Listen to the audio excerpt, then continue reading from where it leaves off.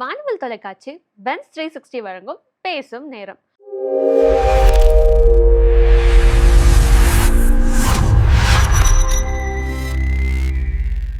பொதுவாகவே தோல்னா அழகா இருக்கணும், வெள்ளையா இருக்கணும் தான் நினைப்போம். ஆனா அது என்னைக்காச்சு ஆரோக்கியமா இருக்கணும்னு நினைச்சிருக்கீங்களா? அப்படி ஆரோக்கியமா இருக்க தவறுனால தான் எக்கச்சக்கமான நோய்கள் நம்ம தோல்ல வருது. ஏன் சொல்லப்போனா ஸ்கின் ப்ராப்ளம்னா நம்ம வெளியில சொல்லவே அவ்வளோ தயங்குறோம். அதனாலேயே செல்ஃப் மெடிகேஷன் எடுத்துட்டு அது இன்னும் வர்சன் ஆன அப்புறம் தான் நம்ம போய் டாக்டரே கன்சல்ட் பண்றோம். இந்த மாதிரி விஷயத்துக்குலாம் ஒரு பெஸ்ட் சொல்யூஷன் தர மாதிரி தான் இன்னைக்கு நம்ம கூட நம்ம ஸ்டுடியோக்கு டெர்மட்டாலஜிஸ்ட் டாக்டர் பாலமுருகன் சார் அவர்கள் வந்திருக்காங்க. வாங்க கேட்டு தெரிஞ்சுக்கலாம். டாக்டர் இப்போ பார்த்தீங்கன்னா நிறைய ஆட்ஸ்ல வந்து இந்த சொரியாசிஸ்க்கு வந்து இந்த ட்ரீட்மெண்ட் எடுங்க, அதுக்கப்புறம் வந்து இந்த ஆயின்மெண்ட் தடவினா கியூர் ஆகிடும் அப்படின்னு எக்கச்சக்கமான ஆட்ஸ்லாம் வந்துட்டு இருக்கு.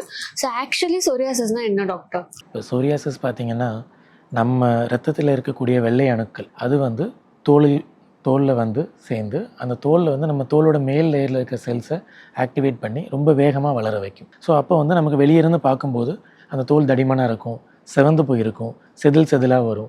ஸோ இந்த மாதிரி வர டிசீஸை தான் நம்ம சொரியாசிஸ்ன்னு சொல்கிறோம். இப்போ நம்ம முன்னாடி டிஸ்கஸ் பண்ணியிருப்போம், விட்டிலிகோ பற்றி டிஸ்கஸ் பண்ணோம். அது இல்லாமல் இன்னும் ஒரு சில டிசீசஸ் இருக்குது. இதுலலாம் என்ன ஆகும்னா நம்ம எதிர்ப்பு சக்தி செல்கள் அதாவது வெள்ளை அணுக்கள் இது வந்து டைரெக்டாகவே அந்த செல்களை டேமேஜ் பண்ணும். சொரியாசிஸில் அந்த மாதிரி டேமேஜ் பண்ணாமல் ஸ்கின் செல்ஸை வேகமாக வளர வைக்கும், ஃபாஸ்ட்டாக வளர வைக்கும். நிறைய செல்கள் குறைந்த டைமில் நிறைய செல்கள் உற்பத்தி ஆகும். அதனால் நமக்கு மேலே வந்து பார்த்திங்கன்னா தோல் வேகமாக தடிச்சிடும். செதிலாக தோல் வந்து நமக்கு மேலே அவங்க கை வச்சு நகத்தை வச்சு இது பண்ணும்போது அரிப்பு இருக்கும், செதிலாக தோல் வந்து வெளியே வரும். ஸோ இந்த மாதிரி வரக்கூடியதான் நம்ம சொரியாசிஸ்ன்னு சொல்கிறோம். இது வந்து ஆக்சுவலி எதனால டாக்டர் வருது இந்த சொரியாசிஸ்? சொரியாசிஸ் பார்த்திங்கன்னா இப்போ எல்லாருக்கும் சொரியாசிஸ் வர்றது கிடையாது. ஒரு சிலருக்கு அந்த டெண்டன்சி இருக்கும். ஒரு 20-25% அந்த ஜெனட்டிக் காம்பனன்ட்னு சொல்லுவோம். அந்த ஜீன்ஸும் ஒரு பார்ட் ஆஃப் ஒரு ரோல் ப்ளே பண்ணும். ஜெனட்டிக்னாலையுமே வந்து சொரியாசிஸ் ஜீன்ஸ் ஒரு சில ஆமாம், ஒரு 25% ஆஃப் பீப்புளுக்கு வந்து genetics they play a role. So அந்த ஜெனட்டிக்ஸ் இருக்கவங்களுக்கு, அந்த ஜீன்ஸ் இருக்கவங்களுக்கு எப்படின்னா யங் ஏஜ்லேயே வர்றதுக்கு வாய்ப்பு இருக்குது. சின்ன வயசுலேயே வரும் அந்த ஜீன்ஸ் இருக்கவங்களுக்கு. அது வந்து கொஞ்சம் சிவியராக இருக்கும், நம்ம ட்ரீட்மெண்ட்டுக்கு ரெசிஸ்டண்ட்டாக இருக்கும். ப்ளஸ் அவங்களுக்கு கேட்டிங்கன்னா அவங்களோட பேரண்ட்ஸ், அவங்க அப்பா அம்மாவுக்கும் இல்லை அவங்க அப்பா சைட்லேயோ இல்லை அம்மா சைட்லேயோ அந்த ரிலேட்டிவ்ஸ்க்கு, அவங்க பிளட் ரிலேட்டிவ்ஸ்க்கு அந்த சொரியாசிஸ் ஏற்கனவே இருந்திருக்கலாம். ஸோ இவங்களுக்கு அந்த ஜெனட்டிக் காம்பனன்ட் சேர்த்து இருக்கும். வெறும் ஜீன்ஸ் மட்டும் கிடையாது, நம்ம வெளியே நடக்கக்கூடிய என்விரான்மெண்டல் ஃபேக்டர்ஸ்னு சொல்லுவோம். நம்ம சுற்றி இருக்கக்கூடிய ஃபேக்டர்ஸ், அது இன்ஃபெக்ஷனாக இருக்கலாம், ஸ்ட்ரெஸ்ஸாக இருக்கலாம், அடிபடுறதா இருக்கலாம். இது எல்லாமே சேர்ந்து ஒரு விஷயம் மட்டும் சொரியாசிஸை உண்டு பண்ணிட முடியாது.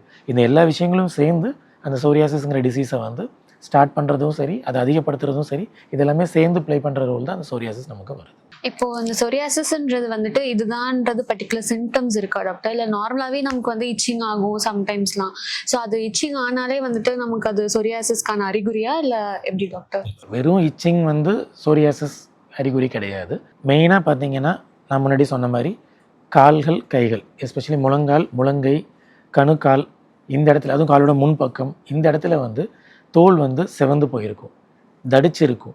அது மாதிரி தானாகவே நீங்கள் லேசாக அதை கை வச்சு அவங்களுக்கு அரிப்பு இருக்கும், சொரிய ட்ரை பண்ணுவாங்க, அப்போ வந்து செதிலாக தோல் வந்து வரும். ஸோ இதுதான் அந்த சொரியாசிஸோட ஃபஸ்ட் அறிகுறி. ஃபஸ்ட்டு ஸ்டார்ட் ஆகும்போது இந்த இடங்களில் தான் வரும். அது போக போக சிம்டம்ஸ், அதுக்கு நம்ம சரியாக ட்ரீட்மெண்ட் அவங்க எடுக்கலை, அதை அப்படியே விடுறாங்க, உள்ளுக்க அந்த சொரியாசிஸ் டிசீஸ் ஆக்டிவிட்டி அதிகமாகும் போது என்ன ஆகும்னா அது கொஞ்சம் கொஞ்சமாக உடம்போட மற்ற இடங்கள்லையும் இதே மாதிரி சிம்டம்ஸ் வர்றதுக்கு வாய்ப்பு இருக்குது. டாக்டர் இப்போ நீங்கள் சொன்னீங்க நார்மல் ஸ்டேஜஸில் வந்து ரெட்னஸ் ஆகிடும், செதிலாக வரும்னா. ஸோ இன்னுமே வந்து இது இன்க்ரீஸ் ஆகிட்டே போகுமா டாக்டர், அது கேர் பண்ணாமல் விட்டால்? ஆமாம், இப்போ நான் ஃபஸ்ட்டு உங்களுக்கு எக்ஸ்பிளைன் பண்ணது வந்து சொரியாசிஸோட ஸ்டார்டிங் ஸ்டேஜ், ஃபஸ்ட்டு ஆரம்பிக்கிறப்ப. இப்போ நல்லா உங்களுக்கு புரிகிற மாதிரி எடுத்து சொல்லணும் அப்படின்னா, இப்போ சப்போஸ் நீங்கள் ஒரு இடத்துல நடந்து போகிறீங்க, தெரியாமல் இடிச்சுக்கிட்டீங்க, இல்லை ஒரு சின்ன இன்ஃபெக்ஷன் இருக்குது, நீங்கள் அந்த இடத்துல ரணமாயிருக்குன்னு சொல்கிறோம். அப்போ அந்த ரணமாயிருக்குங்கிறப்ப உங்களுக்கு என்னென்ன சிம்டம்ஸ்லாம் அந்த இடத்துல இருக்கும்? லைக் நார்மலாக ஸ்வெல்லிங் இருக்கும், அந்த இடம் கொஞ்சம் தொட்டா லைக் ஹாட்டாக இருக்கும், ரெட்னஸாக இருக்கும், அந்த மாதிரிலாம் இருக்கும். ஸோ இது வந்து நமக்கு வெளியே தெரிஞ்சு ரணமாயிருக்கிறது, நமக்கு வந்து நம்மளால ஃபீல் பண்ண முடியுது. இப்போ இதே விஷயம், இது ஏன் இந்த ரணமாகுது அப்படின்னா அடிபடுற இடத்துல ரத்த ஓட்டம் அதிகமாகும், வெள்ளை அணுக்கள் நிறைய வரும். அந்த இடத்த சரி பண்ண ட்ரை பண்ணும் வெள்ளை அணுக்கள். அதை சரி பண்ண ட்ரை பண்ணும்போது ஒரு சில வெள்ளை அணுக்கள் ரொம்ப வேகமாக வேலை செய்யும், பக்கத்தில் இருக்க ஒரு சில வெள்ளை அணுக்கள் வந்து அதை கட்டுப்படுத்த ட்ரை பண்ணும். ஸோ இது ரொட்டீனாக நடக்கிறது. இது வந்து நமக்கு வெளியே தெரிஞ்சு நடக்குது. இதே சொரியாசிஸில் இதே விஷயம் நடக்கும், ஆனால் நமக்கு வெளியே தெரியாமல் ஸ்கின்னில் சின்ன அளவில் நடந்துக்கிட்டே இருக்கும், கண்டினியூஸாக நடந்துகிட்டு இருக்கும். அதை கண்ட்ரோல் பண்ணுற அந்த வெள்ளை அணுக்களும் வந்து சரியாக வேலை செய்ய முடியாமல் அந்த டேமேஜ் உண்டு பண்ணுற வெள்ளை அணுக்கள் மட்டும் கண்டினியூஸாக லோ கிரேடில் வேலை செஞ்சுக்கிட்டே இருக்கும் ஸ்கின்னில். இதனால் நமக்கு ரிப்பீட்டடாக ஸ்கின்னில் வந்து அந்த சிம்டம்ஸ் வந்துகிட்டே இருக்கும் அடிக்கடி. ஸோ ஃபஸ்ட்டு நான் சொன்ன ஸ்டார்டிங் ஸ்டேஜ் வந்து இந்த மாதிரி முழங்கால், முழங்கை, அந்த காலோட முன்பக்கம் இந்த இடத்துல வரும். இது போக போக என்னாகும், டிசீஸ் ஆக்டிவிட்டி ஒரு சிலருக்கு கம்மியாக இருக்கும். அவங்களுக்கு வந்து இதுதான் ரொம்ப நாளாக ஒரே இடத்துல இதே மாதிரி இருந்துகிட்டே இருக்கும். அவங்களுக்கு வந்து சின்ன சின்ன மெடிசன்ஸ் இல்லை ஆயின்மெண்ட்ஸ் யூஸ் பண்ணாலே கண்ட்ரோல் இருக்கும். பட் ஒரு சிலருக்கு நான் சொன்ன மாதிரி அந்த டிசீஸ் ஆக்டிவிட்டி கண்ட்ரோல் இல்லாமல் உள்ளே நடந்துகிட்டே இருக்கும். இது ஸ்கின்னில் மட்டும் இல்லாமல் இதே ஆக்டிவிட்டி இரத்த குழாய்கள்லையும் நடக்கும். சோரியாசிஸ் இருக்கவங்களுக்கு நம்ம சோரியாசிஸை வெறும் ஸ்கின் டிசீஸ் அப்படின்னு மட்டும் நினைக்கிறோம். பட் சோரியாசிஸ் வெறும் ஸ்கின் டிசீஸ் கிடையாது. அது உள்ள உறுப்புகளையும் பாதிக்கக்கூடிய தன்மை இருக்குது. எப்படின்னா, இப்போ நான் சொன்னல இந்த ரணமாக இருக்கிறது வெள்ளை அணுக்கள் வந்து ஸ்கின்னை தாக்குறதுனால ஸ்கின்ல சிம்டம்ஸ் வருது. இதே மாதிரி வெள்ளை அணுக்கள் இரத்த குழாய்களையும் தாக்கும். இரத்த குழாயில் தாக்கும்போது இரத்த குழாய்களில் கொழுப்பு படிகிறதுக்கான சான்சஸ் ஜாஸ்தி. இது அத்தெரோஸ்க்ளரோசிஸ்ன்னு சொல்லுவோம். இந்த அத்தெரோஸ்க்ளரோசிஸ் தான் ஃப்யூச்சரில் நமக்கு ஹார்ட் அட்டாக் வர்றதுக்கோ, மாரடைப்பு வர்றதுக்கோ, இல்லை ஸ்ட்ரோக்குன்னு சொல்கிற பக்கவாதம் வர்றதுக்கோ இதுக்கான சான்சஸ் எல்லாமே ஜாஸ்தி. சோரியாசிஸ் இருக்கவங்களுக்கு நார்மல் பீப்புளை விட இந்த மாரடைப்பு வர்றதுக்கோ பக்கவாதம் வர்றதுக்கோன சான்சஸ் ஜாஸ்தி. அதே மாதிரி நம்ம டயபெட்டிஸ் சொல்கிறோம். ஒரு சிலருக்கு வந்து இன்சுலின் சுரக்கும், ஆனால் இன்சுலின் சரியாக வேலை செய்ய முடியாது. இன்னொருத்தருக்கு இன்சுலின் சுரக்காது. பட் இப்போ நிறைய காமனாக நம்ம பார்க்குறது வந்து இன்சுலின் சுரக்கும், ஆனால் சரியாக வேலை செய்ய முடியாது. அது ஏன்னா அதுக்கான ஒரு சில ஹார்மோனல் டிஸ்டர்பன்சஸ் இருக்கும். அந்த இன்சுலின் சரியாக செல்லுக்குள்ளே போக முடியாது. இப்போ சோரியாசிஸ் இருக்கவங்களுக்கும் அவங்களோட அந்த வெள்ளை அணுக்கள் ஏற்படுத்தக்கூடிய இன்ஃப்ளமேஷன்னு சொல்லுவோம். அது வந்து அந்த இன்சுலினை செல்லுக்குள்ளே சரியாக போக விடாமல் அவங்களுக்கு ஃப்யூச்சரில் டயபெட்டிஸ் வர்றதுக்கான டெண்டன்சியும் இருக்குது.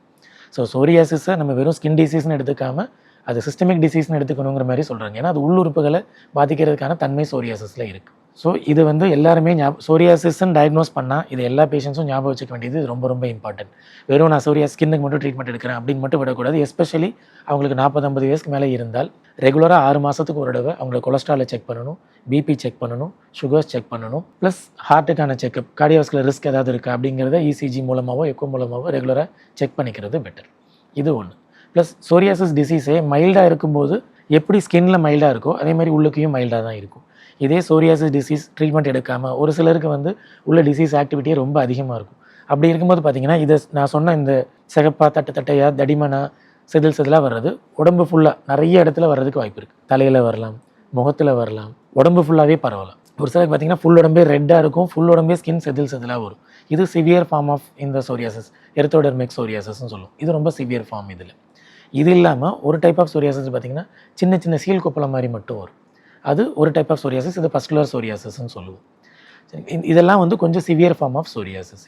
ஸோ இதெல்லாம் சோரியாசிஸோட வகைகள். இது இல்லாமல் ஒரு சிலருக்கு பார்த்திங்கன்னா மூட்டில் சோரியாசிஸ் வரல, ஜாயின்ஸில் மட்டும் வரலாம் சோரியாசிஸ். நான் முன்னாடி சொன்னேன், ஒரு சில டிசீஸ் விட்லிகோ மாதிரியோ இல்லை எஸ்எல்இ மாதிரியோ ஆட்டோஇம்யூன் டிசீசஸை பார்த்திங்கன்னா அந்த நம்ம எதிர்ப்பு சக்தி செல்கள் வெள்ளை அணுக்கள் நம்ம செல்லை டேமேஜ் பண்ணும். பட் சோரியாசிஸில் செல்லை வந்து அந்த செல் வளரக்கூடிய வேகத்தை வந்து அதிகப்படுத்தும். ஆனால் இந்த மூட்டில் வரக்கூடிய ஜாயின்ஸில் வரக்கூடிய சோரியாசிஸ் மட்டும் பார்த்திங்கன்னா அந்த மூட்டை டேமேஜ் பண்ணுறதுக்கான தன்மை அதில் இருக்குது, அந்த சோரியாசிஸில் மட்டும்.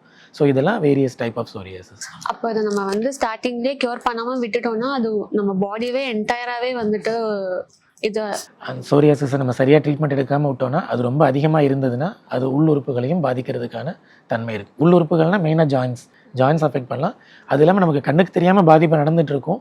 ஸோ அது வந்து ஹார்ட்டையோ நம்ம இருதயத்தை பாதிக்கிறது, மூளையை பாதிக்கிறது, இரத்த குழாயில் பாதிக்கிறதுனால இதை பாதிக்கிற மாதிரி தன்மைகள் இருக்குது சோரியாசிஸ்க்கு. டாக்டர், ஜென்ரலாகவே நமக்கு ஒரு எறும்பு கடிச்சாலே வந்து நமக்கு ரொம்பவே அந்த இடம் வந்து இச்சிங் ஆக ஆரம்பிச்சிடும். ஸோ நம்ம அதை சொரிஞ்சே வந்து அதை நம்ம இன்னும் ட்ரிகர் பண்ணி விட்டுருவோம். நார்மலாகவே நமக்கு எப்படின்னா இப்போ இந்த சொரியாசிஸ் இருக்கவங்களுக்குலாம் வந்து ரொம்ப இச்சிங்காக இருக்கும்ல டாக்டர், அது வந்து எதனால் வந்து அது அக்ரிவேட் ஆகிட்டே இருக்குது? ஓகேப்பா, இப்போ சோரியாசிஸ் பார்த்திங்கன்னா இச்சிங் இருக்கும். பட் நிறைய டிசீசஸ் மாதிரி ரொம்ப இச்சிங் இருக்கும் அப்படின்னு சொல்ல முடியாது. சோரியாசிஸில் ஓரளவுக்கு இச்சிங் இருக்கும். ஒரு சிலருக்கு அந்த சிவியர் ஃபார்ம் ஆஃப் சோரியாசிஸ் சொன்னல உடம்பு ஃபுல்லாக ரொம்ப அதிகமாகும் போது, ரொம்ப அக்ரிவேட் ஆகும்போது அப்போ இச்சிங் ஜாஸ்தியாக இருக்கலாம். இன்னொரு கான்செப்ட் இருக்குது சோரியாசிஸில் மட்டும் இல்லை, நம்ம முன்னாடி டிஸ்கஸ் பண்ண விட்டலிகோ வெண்புள்ளின்னு சொல்லுவோம், அந்த நோயிலையும் சரி சோரியாசிஸ்லையும் சரி இன்னும் ஒரு சில டிசீஸ், இன்னும் 2-3 டிசீசஸ் இருக்குது, லைக்கன் பிளானஸ்லாம் சொல்லுவோம். இதில் என்ன ஆகும்னா எங்கே காயம்படுதோ காயம்படுற இடத்துல அந்த ஸ்கின் லீஷன்ஸ்னு சொல்லுவோம். அந்த எப்படி தடிமனாக செவந்து செதிலாக தோல் வர்றது, அந்த மாதிரி லீஷன்ஸ் வந்து அந்த காயம்படுற இடத்துல வரலாம். இது ஏன் அப்படின்னா நார்மலாகவே வந்து நான் சோரியாசிஸ் ஏன் வருதுன்னு சொல்லியிருந்தேன், அந்த வெள்ளை அணுக்கள் அந்த இடத்துல அதிகமாக வேலை செஞ்சு கண்ணுக்கு தெரியாத ரணம் உண்டாக்கி ஸ்கின் செல்லை வேகமாக வளர வைக்குது. இப்போ காயம்படுற இடத்துல ஒரு சின்ன ரணம் மாதிரி தான், நம்மளே வெளியே இருந்து காயம் பண்ணுறோம். அப்போ அந்த இடத்துல வெள்ளை அணுக்கள் இன்னும் ஜாஸ்தியாக வரும். ஸோ ஆட்டோமேட்டிக்காக ஜாஸ்தியாக வந்ததுன்னா ஏற்கனவே உங்களுக்கு அந்த சோரியாசிஸ்க்கான டிசீஸ் தன்மை இருக்குது. ஸோ அந்த இடத்துல இந்த செல்கள் ஜாஸ்தியாக வரும்போது அது ஸ்கின்னை ட்ரிகர் பண்ணி அந்த இடத்துல அந்த சோரியாசிஸ்க்கான ஸ்கின் லீஷன்ஸை வர வைக்கும். இதனால தான் வந்து சோரியாசிஸ் பேஷண்ட்டை நாங்கள் சொல்கிறது முடிஞ்ச அளவுக்கு கொஞ்சம் காயப்படாமல் பார்த்துக்கோங்க. அந்த செதிலாக வர்றதை எல்லாரும் என்ன செய்வாங்கன்னா, ப்ரஷ் எடுத்து ரொம்ப தேய்ச்சி அந்த செதில் ஃபுல்லாக கிளியர் பண்ணிடலாம், நல்லா சொரிஞ்சு குளிக்கும்போது நல்லா அழுத்தி தேய்ச்சி சொரிஞ்சு அந்த செதில் ஃபுல்லாக கிளியர் பண்ணிடலாம் அப்படின்னு யோசிப்பாங்க. இப்போ நீங்கள் அந்த மாதிரி பண்ணுறது அந்த இடத்துல ஒரு பெரிய காயத்தை உண்டு பண்ணுற மாதிரி. நீங்கள் காயம் உண்டு பண்ணிங்கன்னா அது குறைய போகிறதில்ல, அந்த ஸ்கின் நார்மல் ஆகாது, இன்னும் எக்ஸ்ட்ரா தான் தடிமனாகும், எக்ஸ்ட்ரா பெருசாகும், இன்னும் எக்ஸ்ட்ரா தோல் தான் அதிகமாக உரியும் அந்த இடத்துல இருந்து. இப்போ இது வந்துட்டு ஒரு பர்சன் கிட்ட இருந்து இன்னொரு பர்சன் கிட்ட வந்து பரவுமா டாக்டர்? இப்போ ஜென்ரலா வந்து நம்ம ஒரு இடத்துல சொரிஞ்சோம்னா திருப்பி இன்னொரு இடத்துல வைக்கக்குள்ள அது வந்து நம்ம பாடிக்குள்ளேயே ஸ்ப்ரெட் ஆக சான்சஸ் இருக்கா? இல்லைன்னா வந்து நம்ம சொரிஞ்ச இடத்தையே வந்து கை கழுவாம இன்னொருத்தவங்களுக்கு ஃபீட் பண்றதோ இல்லை வந்து அவங்கள டச் பண்ணக்குள்ளேயோ அது வந்து ஸ்ப்ரெட் ஆகுமா அந்த மாதிரிலாம்? ஓகே, சோரியாசிஸ் வந்து இட்ஸ் நாட் அன் இன்ஃபெக்ஷன். அது வந்து ஒரு கிருமி மூலமாக பரவுகிற டிசீஸ் கிடையாது. ஸோ இது வந்து இன்ஃப்ளமேஷன். நம்ம வெள்ளை அணுக்கள், நம்ம உடம்போட வெள்ளை அணுக்கள் நம்ம ஸ்கின் வந்து வேகமாக வளர வைக்குது. ஸோ இது இன்ஃபெக்ஷன் இல்லாதனால நம்ம ஒரு இடத்துல சொரிஞ்சிட்டு இன்னொரு இடத்துல சொரியும் போது அது பரவாதுங்களோட சொரிஞ்சு. இப்போ நீங்கள் காயம் பண்ண இடத்துல வரும், நான் முன்னாடி சொன்னேன், இது வந்து நம்ம டெர்மட்டாலஜியில் பார்த்தீங்கன்னா கூப்னஸ் ஃபெனாமினான்னு சொல்லுவோம். எங்கே காயம் படுதோ அந்த இடத்துல வரல, அது ஸ்ப்ரெட் அங்கே கையை வச்சுட்டு இங்கே வைக்கிறனால வர்றது கிடையாது, அந்த இடத்துல காயம் உண்டு பண்ணுறனால வர்றது. ஏன்னா இன்ஃபெக்ஷன் மட்டும்தான் நீங்கள் ஒரு இடத்துல தொட்டுட்டு இன்னொரு இடத்துல தொட்டால் இன்ஃபெக்ஷன் தான் ஸ்ப்ரெட் ஆகும். அது நம்ம உடம்புலேயே ஒரு இடத்துலேருந்து இன்னொரு இடத்துக்கு ஸ்ப்ரெட் ஆகலாம், நம்மக்கிட்ட இருந்து இன்னொருத்தவங்களுக்கும் ஸ்ப்ரெட் ஆகலாம். இப்போ நீங்கள் கேட்டிங்க அடுத்தவங்களுக்கு ஸ்ப்ரெட் ஆகும். இப்போ சோரியாசிஸ் இருக்க பேஷண்ட்ஸ் வந்து அடுத்தவங்களுக்கு இப்போ குழந்தைக்கு சாப்பாடு ஊட்டுறாங்க, இல்லை வீட்டில் இருக்கவங்களுக்கு சர்வ் பண்ணுறாங்க, இல்லை பக்கத்தில் உட்காந்து பேசுகிறாங்க, இல்லை ஹஸ்பண்டுக்கு இருந்தால் ஒய்ஃபுக்கு வருமா, சோரியாசிஸ் இந்த மாதிரி பரவாது. ஏன்னா it is not an infection. அது கிருமி மூலமாக பரவுறது கிடையாது, இட் இஸ் அன் இன்ஃப்ளமேஷன். அது நம்ம வெள்ளை அணுக்கள் ஏற்படுத்தக்கூடிய ஸ்கின் ரணம் தான் அது. ஸோ அதனால் இது பரவாது. இப்போ பார்த்தீங்கன்னா டாக்டர், இந்த கேசஸ்லேயே வந்து ரொம்ப வேர்ஸ்ட் ஸ்டேஜஸ்லாம் இருக்குது. லைக் அவங்களுக்கு வந்து நெகட்டிவ் தாட்ஸ் எல்லாமே வந்து வர ஆரம்பிச்சிருது. ஸோ அது அந்த அளவுக்கு வந்து அஃபெக்ட் பண்ணுமா ஒருத்தரை இந்த சோரியாசிஸ்? கண்டிப்பாக. இப்போ எப்படின்னா சோரியாசிஸ் வந்து உள்ளே மட்டும் இருக்குது அப்படின்னா ஓகே, தே கம் டு டாக்டர்கிட்ட வராங்க, ட்ரீட்மெண்ட் எடுக்கிறாங்க, கொஞ்ச நாள் ட்ரீட்மெண்ட் எடுப்பாங்க. இப்போ ட்ரீட்மெண்ட் எடுத்துகிட்டே இருக்காங்க, சரியாயிருச்சு அப்படின்னு சொல்லி மெடிசன் நிறுத்தும்போது இப்போ சோரியாசிஸ் பார்த்தீங்கன்னா நம்ம முன்னாடியே சொன்னோம் இன்ஃபெக்ஷன் மாதிரி. இப்போ ஒரு இன்ஃபெக்ஷன் அப்படின்னா அந்த கிருமியை கொள்றதுக்கு ஒரு டேப்லெட்ஸ் ஏதோ கொடுக்குறோம், மெடிசன்ஸ் கொடுக்குறோம், இன்ஃபெக்ஷன் கிளியர் ஆயிரும், டிசீஸ் போயிடும். பட் சோரியாசிஸ் வந்து சுகர் பிபி மாதிரி நம்ம உள்ளுக்க உடம்புக்குள்ளேயே நம்ம செல்களால் ஏற்படக்கூடியது.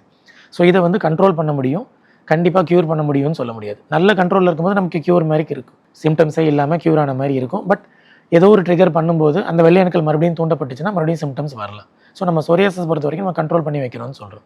இப்போ ஒரு சிலர் ரெகுலராக டாக்டர்கிட்ட போயிட்டே இருப்பாங்க, என்ன நம்ம ட்ரீட்மெண்ட் எடுத்துகிட்டே இருக்கோம் ஆனால் குறையவே மாட்டேங்குது. ட்ரீட்மெண்ட்டை ரெகுலராக எடுக்கிறவங்க வேறு, இன்னும் ஒரு சிலர் வந்து டாக்டர் கொடுத்த மெடிசனை அவங்களே கண்டினியூஸாக யூஸ் பண்ணிட்டு இருப்பாங்க, டாக்டர் சொன்ன டைம் வரைக்கும் யூஸ் பண்ண மாட்டாங்க, கொஞ்ச நாள் யூஸ் பண்ணுவாங்க, சிம்டம்ஸ் குறைஞ்சா அவங்களே நிறுத்திடுவாங்க.